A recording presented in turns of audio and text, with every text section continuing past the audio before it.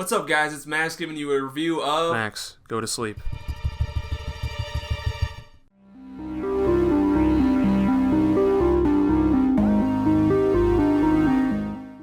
What's up, everyone? It's Max here giving you another movie review. The movie Companion, directed by Drew Hancock, who I honestly am not too familiar with other than the fact that he wrote some episodes of Blue Mountain State. The movie centers around a weekend trip to a cabin with a group of friends that soon turns into complete chaos, resulting in one of the guests not being who they seem. So let's start off with the positives. I think the acting in the movie was stellar. Sophie Thatcher seems to be on a trend of just having complete breakout roles. Her role as Iris is actually one of her best, if not her best role. I think she captures tons of emotion and also just kind of some sassiness that really works well with how they portray her character in the movie. I think that Quaid does a solid job. Although I will say that, his characters seem to be pretty similar. I would really relate this character of his to Scream 5. And Lukas Gage as well. I've seen him recently a lot over the last 5 years in different films like Smile 2 or TV shows like You. And I think he is really also having kind of a breakthrough moment in Hollywood. I really enjoy what he puts into his characters.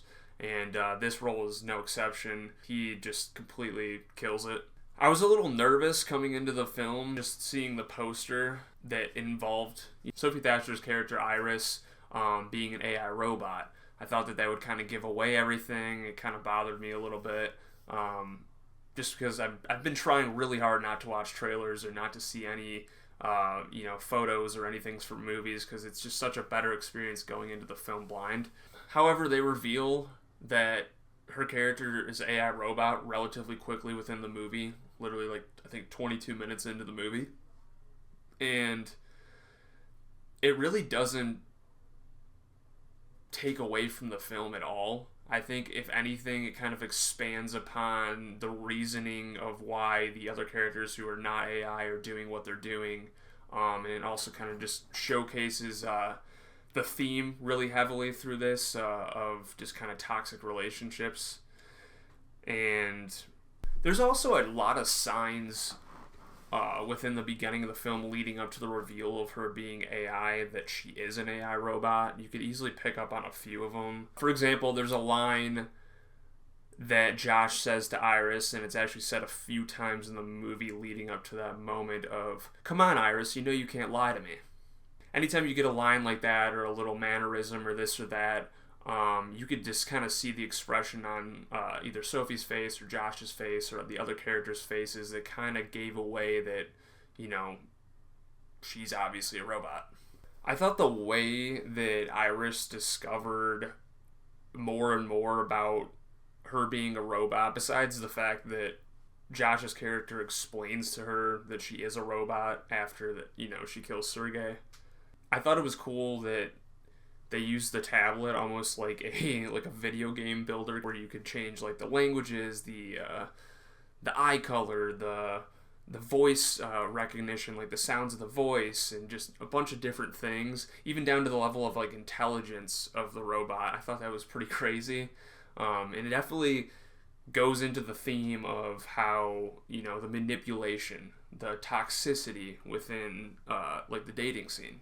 One of the coolest things is Patrick's character at one point in the movie literally turns into a T-2000 Terminator and goes on a complete rampage where he just bashes in this fucking cop, and then it goes to the scene where they're back at the cabin, and these two people from Empathic, which is the company that makes all the robots, they come to basically pick up Iris's robot, and he literally just goes commando on them. I really love the final kill of the movie with the wine opener. I thought it was super creative and very brutal. And also, too, they showcased the wine opener in another scene prior, so you kind of had a feeling oh shit, that's probably going to come into play somewhere. So I really like the ending monologue where Sophie Thatcher's character talks about being directionless and finding meaning from the first day she met Josh to the point where she killed him.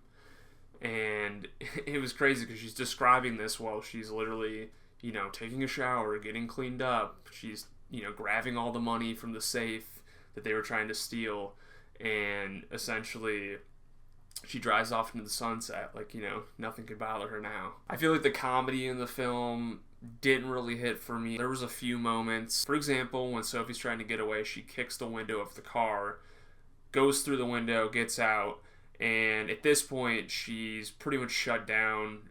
She doesn't have the extra modded capabilities that Josh installed in her. So he kind of has a sense of control over her. So then a cop pulls up, and she can only speak German to him. So she's speaking German, and this dude's like, like he's just super dumb. And I thought that was kind of funny for a second, because it kept going on till the point of when Patrick's character comes out of the woods and comes behind him. That's when the first part you see him go into that T-2000 mode. He just bashes him in. But beyond that, like, the humor wasn't super strong. I would say, like, the humor in the movie Hard Eyes most recently was a lot funnier, in my opinion. I would say this movie is definitely more of like a thriller romance film.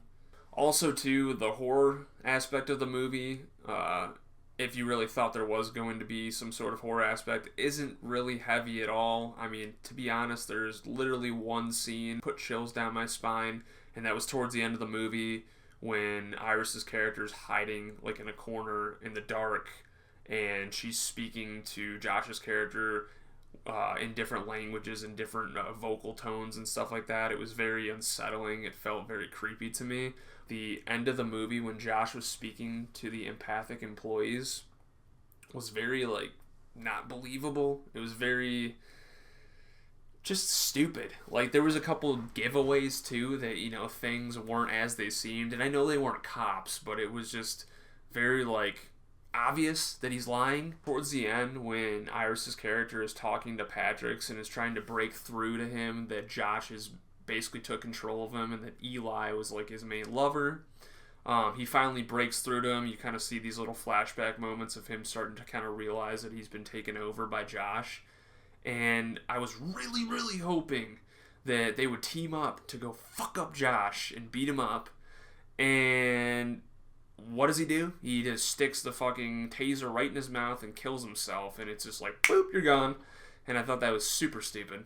I was really, really hoping for some, like, double robot destruction. All in all, my major takeaway from the movie is to not lie, manipulate, or treat your significant other like a piece of shit. I mean, it's literally never ends up well, and this is a prime example of that, even, involving robots, regardless. The movie, I thought, was really, really good. I really enjoyed it. I think 2025 is off to a great start with films. I definitely recommend the film, and I am looking forward to putting out my next video, which will be on Cobra Kai. I'll be a ranking of all the seasons. So thank you for watching, everyone, and you have a great day.